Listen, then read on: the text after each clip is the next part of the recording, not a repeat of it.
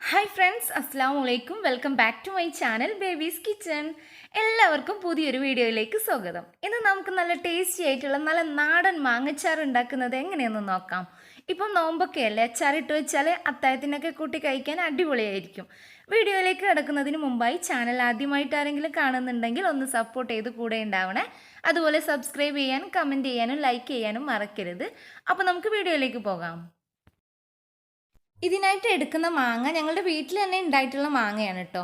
അപ്പം ഞങ്ങൾ മാങ്ങയൊക്കെ ഇങ്ങനെ പറിച്ചെടുക്കുകയാണ്. ഇത് ചെറിയൊരു മാവാണ്, നമുക്ക് കൈകൊണ്ട് പറിച്ചെടുക്കാവുന്ന അത്ര ഉയരത്തിലും മാങ്ങയൊക്കെ ഉണ്ടായിട്ടുണ്ട്.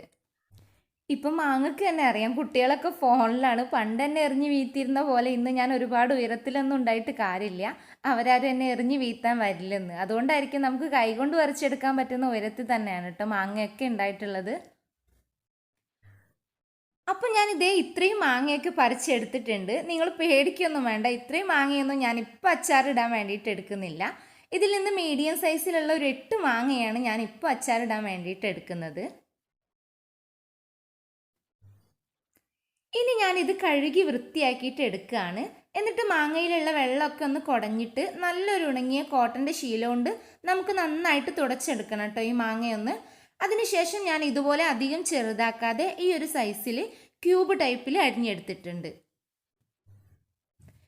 കട്ട് ചെയ്യുന്നതൊക്കെ നിങ്ങളുടെ ഇഷ്ടത്തിനനുസരിച്ച് തന്നെ ചെയ്തെടുത്തോളൂ. ഇനി ഈ കട്ട് ചെയ്ത് വെച്ചിട്ടുള്ള മാങ്ങയിലേക്ക് ആദ്യം ആവശ്യത്തിനുള്ള ഉപ്പിട്ട് കൊടുക്കാം. ഞാനിവിടെ അച്ചാറിടാൻ വേണ്ടിയിട്ട് നിറവറയുടെ അച്ചാർ പൊടിയാണ് കേട്ടോ എടുക്കുന്നത്. ഇനി ഇതിലേക്ക് ഈ അച്ചാർ പൊടിയിൽ നിന്ന് 2 ടേബിൾ സ്പൂൺ അച്ചാർ പൊടി ഇട്ട് കൊടുക്കാം. എന്നിട്ട് നന്നായിട്ട് മിക്സ് ചെയ്ത് കൊടുത്തിട്ട് ഇതിലേക്ക് വേണ്ട ബാക്കിയുള്ള ഇൻഗ്രീഡിയൻസ് ഒക്കെ അരിഞ്ഞു വെക്കുന്നത് വരെ നമുക്കിതൊന്ന് അടച്ചു വെക്കാം.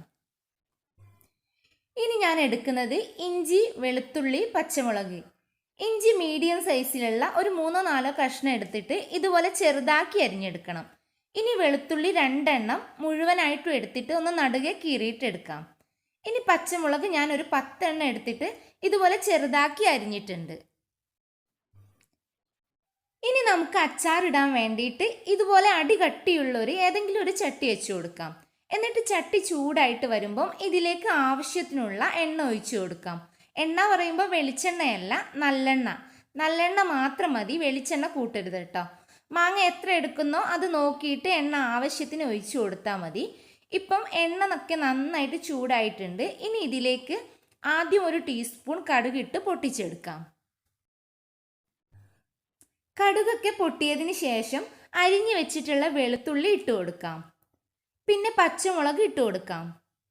ഇതൊന്ന് ഇളക്കിയതിന് ശേഷം ചെറുതാക്കി അരിഞ്ഞു വെച്ചിട്ടുള്ള ഇഞ്ചിയും ഇട്ട് കൊടുക്കാം. ഇഞ്ചി നന്നായിട്ട് ചെറുതാക്കി തന്നെ അരിഞ്ഞെടുക്കണം. വലുതാക്കി ഇട്ടാലും ചതച്ചിട്ടാലും അത് വേറെ ആയിട്ട് ഇങ്ങനെ കിടക്കും. അപ്പോൾ അത് കഴിക്കാൻ എല്ലാവർക്കും മടിയായിരിക്കും. ഇതുപോലെ ചെറുതാക്കി അരിഞ്ഞിട്ടാൽ അത് അച്ചാറിൽ അങ്ങനെയൊന്നും കാണുപോലും ഉണ്ടാവില്ല കേട്ടോ. ഇതൊക്കെ ഒന്ന് ലോ ഫ്ലെയിമിൽ ഒരു 2-3 മിനിറ്റ് നേരം ഒന്ന് വഴറ്റിയെടുക്കാം. ഇനി ഇതിലേക്ക് കുറച്ച് കരിവേപ്പില ഇട്ട് കൊടുക്കാം. ഇനി ഇതിലേക്ക് ഒരു ടീസ്പൂൺ കാശ്മീരി കൂട്ടുള്ള മുളക് പൊടിയും ഇല്ലെങ്കിൽ സാദാ മുളക് പൊടി ആയാലും മതി ഇട്ട് കൊടുക്കാം. പിന്നെ ഒരു ടേബിൾ സ്പൂൺ അച്ചാർ പൊടിയും ഈ എണ്ണയിലേക്ക് ഇട്ടിട്ട് മിക്സ് ചെയ്ത് കൊടുക്കാം. ഇനി നമ്മുടെ അച്ചാറിന് നല്ലൊരു സ്മെല്ലും ടേസ്റ്റും ഒക്കെ വരാൻ വേണ്ടിയിട്ട് കുറച്ച് കടുക് പൊടിച്ചിട്ട് ചേർത്ത് കൊടുക്കാം. ഒരു ടീസ്പൂൺ കടുക് എടുത്തിട്ട് ഒന്ന് പാനിലിട്ടിട്ട് ഒന്ന് ചൂടാക്കിയതിന് ശേഷം മിക്സിയിലിട്ടിട്ട് ജസ്റ്റ് ഒന്ന് ഇതുപോലെ പൊടിച്ചെടുത്താൽ മതി കേട്ടോ. അതുപോലെ തന്നെ ഒരു ടീസ്പൂൺ ഉലുവയും കൂടെ ചൂടാക്കിയിട്ട് പൊടിച്ചിട്ട് ഇതിലേക്ക് ചേർത്ത് കൊടുക്കാം. ഇനി കുറച്ച് ഉപ്പും ചേർത്ത് കൊടുക്കാം. അപ്പോൾ നമ്മുടെ വഴറ്റുന്ന സാധനങ്ങളുടെ പരിപാടികളൊക്കെ ഇവിടെ കഴിഞ്ഞിട്ടുണ്ട്.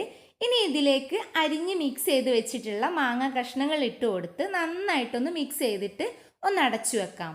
മാങ്ങ ഇട്ട് കൊടുത്താൽ ഫ്ലെയിം പിന്നെ ഓഫ് ചെയ്യണം കേട്ടോ. ആ അടച്ചു വെക്കുമ്പോൾ ഉണ്ടാവുന്ന ചട്ടിയുടെ ചൂട് തന്നെ മതി കേട്ടോ മാങ്ങയൊന്ന് വാടി കിട്ടാൻ. പിന്നെയും ഒരുപാട് നേരം ഇങ്ങനെ തീ കത്തിച്ചിട്ട് വാട്ടിയെടുത്താൽ മാങ്ങ വേഗം ഉടഞ്ഞു പോവും. കുറച്ച് കട്ടിയുള്ള കഷ്ണമായിട്ടുള്ള രീതിയിൽ കിട്ടൂല. അതുകൊണ്ട് മാങ്ങ ഇട്ടിട്ട് ഇളക്കിയിട്ട് തന്നെ തീ ഓഫ് ചെയ്ത് വെക്കാം. ഒരു 5 മിനിറ്റിന് ശേഷം അടപ്പൊക്കെ തുറന്നിട്ട് നമുക്കിത് തണുക്കാൻ വേണ്ടിയിട്ട് വിടാം. നന്നായിട്ട് തണുത്തതിന് ശേഷം മാത്രമേ ഇതിലേക്ക് വിനാഗിരി ഒഴിക്കാൻ പാടുള്ളൂ. ഇപ്പോൾ ഇത് നന്നായിട്ട് തണുത്തിട്ടുണ്ട്. ഞാൻ ഈ ചട്ടിയിൽ നിന്ന് ഒരു പാത്രത്തിലേക്ക് മാറ്റിയിട്ടുണ്ട്. ഇനിയാണ് ഞാൻ സ്പെഷ്യലായിട്ടൊരു സംഭവം ഇതിലേക്ക് ചേർത്ത് കൊടുക്കാൻ പോകുന്നത്. അതാണ് നമ്മുടെ ശർക്കര. ഇതെന്തിനാന്ന് വെച്ചാൽ നമ്മുടെ അച്ചാറിൻ്റെ ഓവറായിട്ടുള്ള പുളിയൊക്കെ ഒന്ന് ബാലൻസ് ആയിട്ട് കിട്ടും കേട്ടോ. നല്ലൊരു ടേസ്റ്റാട്ടോ. ശർക്കര ഇല്ലെങ്കിൽ കുറച്ച് പഞ്ചസാര ചേർത്ത് കൊടുത്താലും മതി. ഞാനൊരു ശർക്കരയുടെ പകുതിയാണ് കേട്ടോ ചേർത്ത് കൊടുത്തിട്ടുള്ളത്. ഇനി ലാസ്റ്റായിട്ട് നമുക്കിതിലേക്ക് ആവശ്യത്തിനനുസരിച്ചിട്ട് വിനാഗിരി ചേർത്ത് കൊടുക്കാം. എന്നിട്ട് നന്നായിട്ട് ഇതുപോലെ മിക്സ് ചെയ്തിട്ട് നമുക്ക് അടച്ചു വെക്കാം. ഒരു ദിവസം മുഴുവനും ഇങ്ങനെ തന്നെ അടച്ചു വെച്ചോളൂ കേട്ടോ. ഏതൊരു അച്ചാറായാലും എത്ര വേണമെങ്കിലും കേടുവരാതെ ഇരിക്കാൻ നമ്മൾ ശ്രദ്ധിക്കേണ്ട കുറച്ച് കാര്യങ്ങളുണ്ട്. എന്താണെന്ന് വെച്ചാൽ നനവോടെയുള്ള സ്പൂണോ കയ്യിലോ ഉപയോഗിച്ച് അച്ചാർ എടുക്കരുത്. ഉണങ്ങിയിട്ടുള്ള സ്പൂൺ വെച്ചിട്ട് കോരിയെടുക്കുക. അതുപോലെ ഫ്രിഡ്ജിൽ കൊണ്ടുപോയി വെച്ചിട്ടുള്ള അച്ചാർ പിന്നീട് പുറത്ത് വെച്ച് ഉപയോഗിച്ചാൽ പെട്ടെന്ന് കേടായി പോകും. അതുപോലെ സൂക്ഷിച്ചു വെക്കുന്ന ഡബ്ബ് ഏതായാലും പൂർണ്ണമായിട്ട് ഉണങ്ങിയിട്ടുണ്ടെന്ന് ഉറപ്പുവരുത്തുക. ഇങ്ങനെയുള്ള കാര്യങ്ങൾ ഒന്ന് ശ്രദ്ധിച്ചാൽ കുറേയിടെ നമുക്ക് അച്ചാർ കേടാവാതെ പുറത്ത് തന്നെ ഇരിക്കും. ഇപ്പോൾ ഒരു ദിവസം കഴിഞ്ഞിട്ടുണ്ട്. ഇനി ഞാൻ ഇത് നല്ലപോലെ ഉണങ്ങിയിട്ടുള്ള ഒരു ഡബ്ബിലേക്ക് ഒഴിച്ചു വെക്കാണ്. നല്ല ടേസ്റ്റുള്ള അച്ചാറാണ് കേട്ടോ. അതുപോലെ നല്ലൊരു സ്മെല്ലും ഒക്കെ ഉണ്ട് കേട്ടോ ഈ ഒരു മാങ്ങച്ചാറിന്. അപ്പോൾ ആ ഒരു ഡബ്ബിൽ നിറഞ്ഞിട്ടുണ്ട്. ഇനി ഞാൻ വേറെ 2 കുപ്പി എടുത്തിട്ടുണ്ട്. ഈ 2 കുപ്പിയിലും കൂടെ ഞാൻ മാങ്ങച്ചാർ ഒഴിച്ച് വെക്കുന്നുണ്ട്.